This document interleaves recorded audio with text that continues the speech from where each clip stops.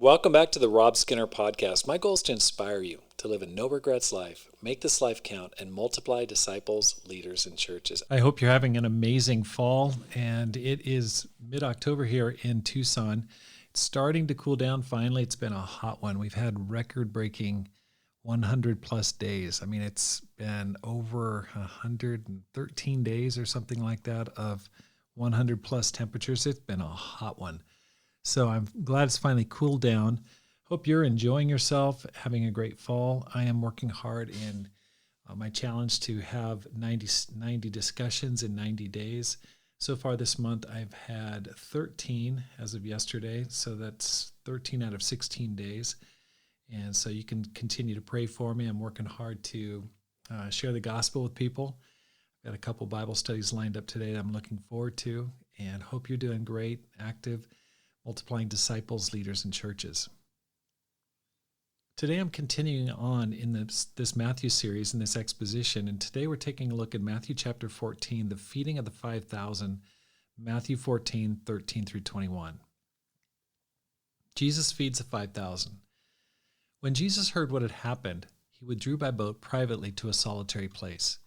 Hearing of this, the crowds followed him on foot from the towns. When Jesus landed and saw a large crowd, he had compassion on them and healed their sick. As evening approached, the disciples came to him and said, "This is a remote place and it's already getting late. Send the crowds away so they can go to the villages and buy themselves some food." Jesus replied, "They do not need to go away. You give them something to eat." "We have here only 5 loaves of bread and 2 fish," they answered. "Bring them here to me," he said. And he directed the people to sit down on the grass. Taking the 5 loaves and the 2 fish, and looking up to heaven, he gave thanks and broke the loaves. Then he gave them to the disciples, and the disciples gave them to the people. They all ate and were satisfied, and the disciples picked up 12 basketfuls of broken pieces that were left over. The number of those who ate was 5,000 men, besides women and children. The prophet like Moses. So here's the second quote-unquote banquet in this chapter. Now, this is not as lavish as Herod's banquet, but it was much better for you spiritually. All 4 of the Gospels record this feeding. This reveals the importance of the event. They're in a lonely place or desert on the northeast side of the lake, and there are Old Testament parallels to this event. First of all, Elisha's feeding the 100 men with 30 loaves in 2 Kings chapter 4, verse 42 through 44. Certainly a parallel. But probably more importantly, Moses feeding the Israelites with the manna in Exodus chapter 16, verse 11. It says there, "The Lord said to Moses, I have heard the grumbling of the Israelites. Tell them, at twilight you'll eat meat, and in the morning you'll be filled with bread. Then you'll know that I'm the Lord your God." So this is Jesus' way of pointing to himself as the new Moses, or as the prophet Moses predicted would come.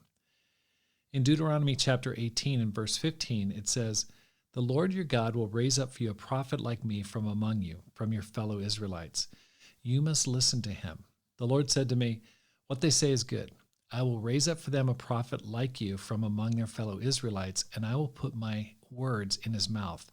He will tell them everything I command him. I myself will call to account anyone who does not listen to my words that the prophet speaks in my name." So clearly, one of the things that you see in the book of Matthew is this fulfillment of Old Testament scriptures, and the prophet like Moses was clearly predicted. And so Matthew over and over again is pounding away this concept that Jesus is the fulfillment of the Old Testament scriptures. And especially in his feeding of the manna, like Moses did, he's feeding bread to the people, is very, very much in keeping with the Old Testament. Let's take a look at Jesus' compassion. When Jesus heard what had happened, he withdrew by boat privately to a solitary place. Hearing of this, the crowds followed him on foot from the towns. When Jesus landed and saw such a large crowd, he had compassion on them and healed their sick. So Jesus withdrew in order to deal with the loss of his relative, John, and also to escape the potential political pressure or persecution that could be coming from Herod Antipas. Now, Jesus is seeking solitude in his grief. However, when he sees the crowds waiting for him, Jesus' compassion's triggered, and he puts aside any thoughts of quote-unquote me time, and instead he heals, helps, and feeds the crowd. Jesus reveals how when tough times hit, we want solitude, and we also want people around us to comfort us.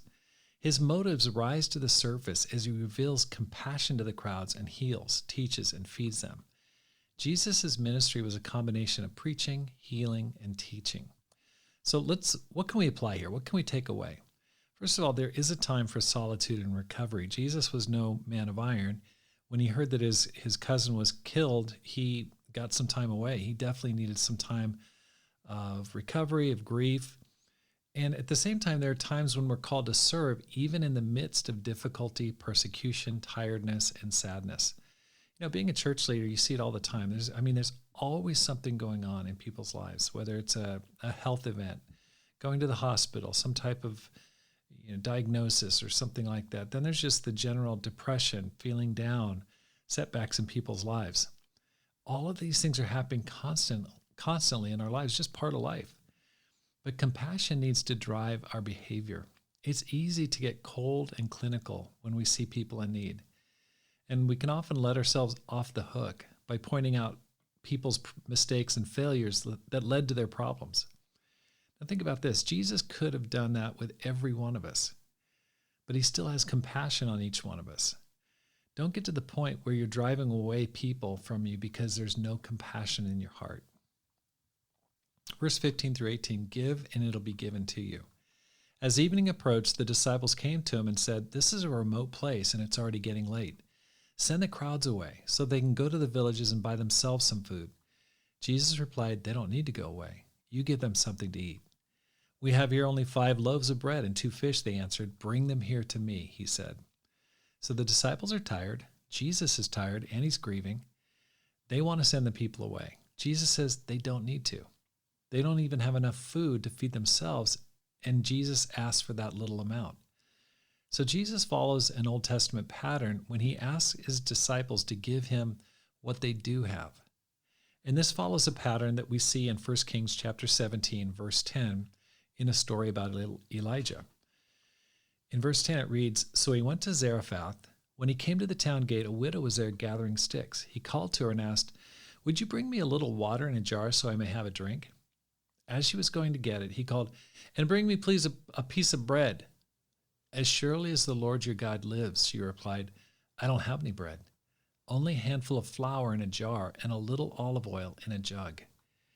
I'm gathering a few sticks to take home and make a meal for myself and my son, that we may eat it and die. Elijah said to her, don't be afraid. Go home and do as you have said, but first make a small loaf of bread for me and from what you have, and bring it to me, and then make something for yourself and your son.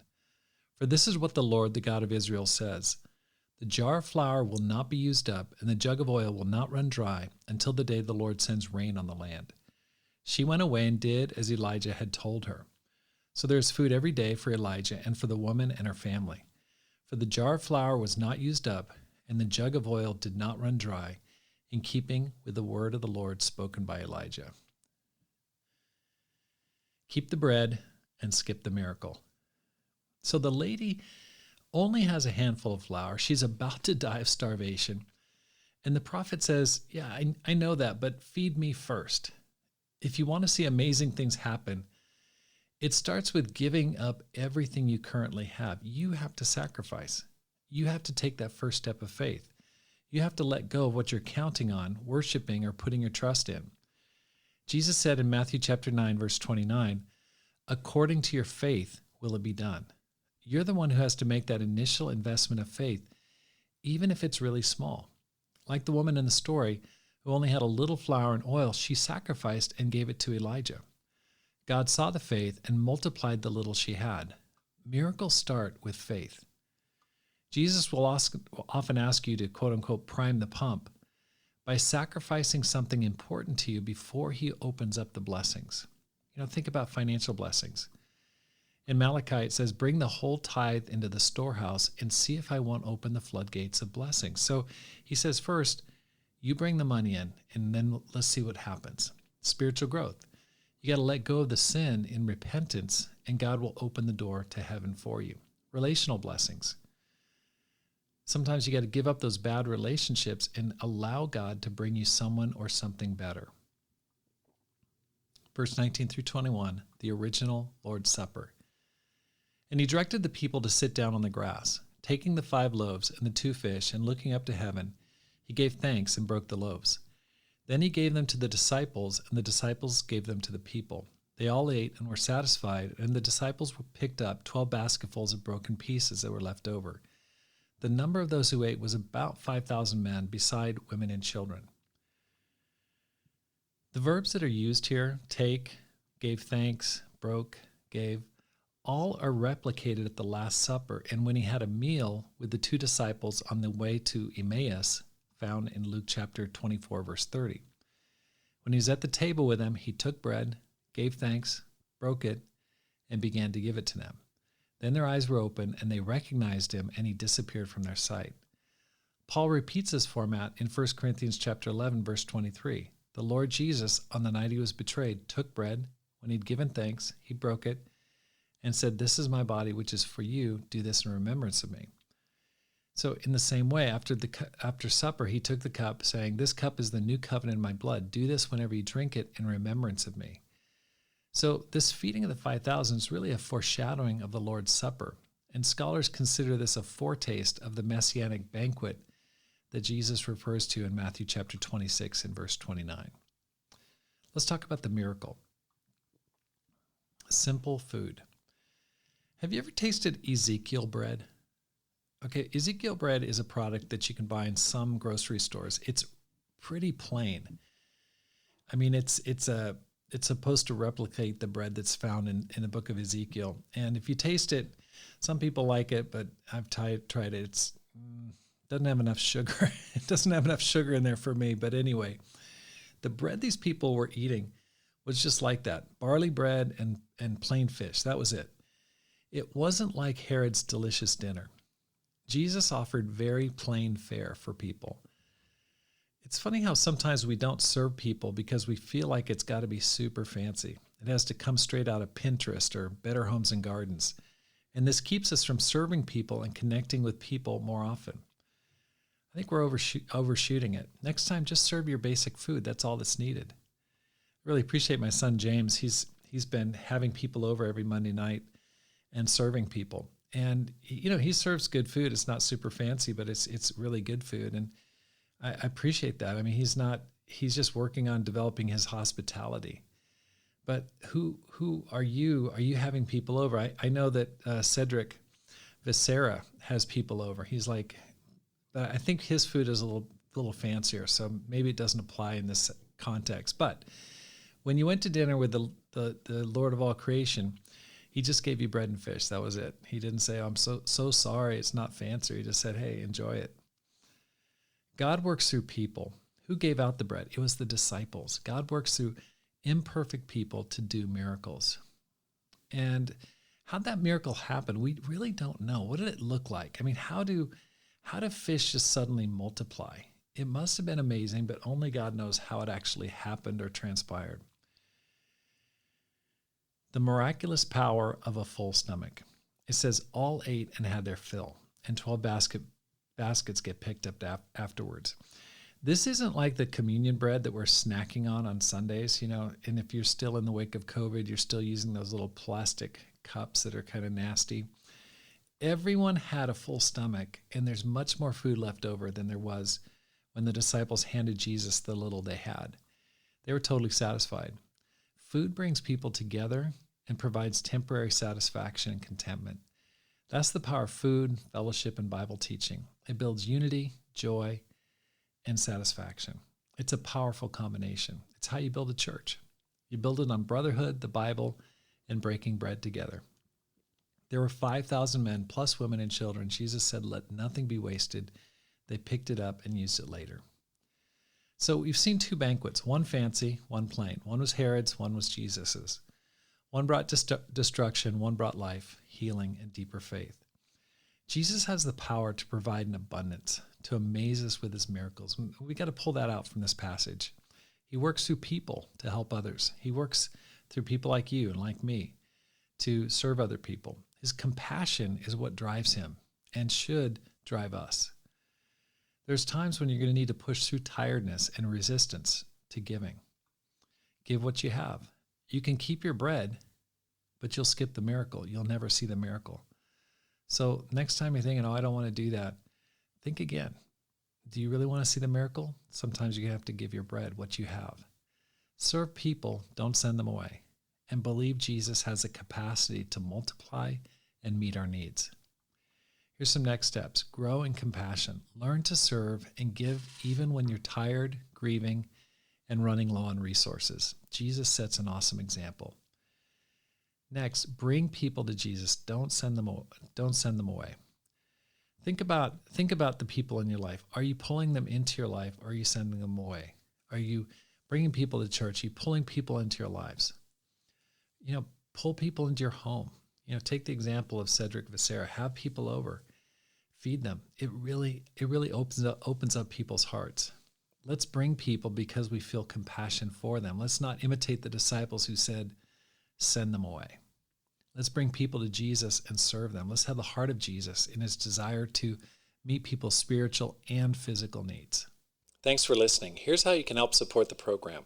First, let your friends know about the podcast. Maybe you can text them a link or just let them know. Secondly, read and review one of my books, How to Plant and Grow a Church, or Courage, How to Make This Life Count. You can find them on Amazon.com.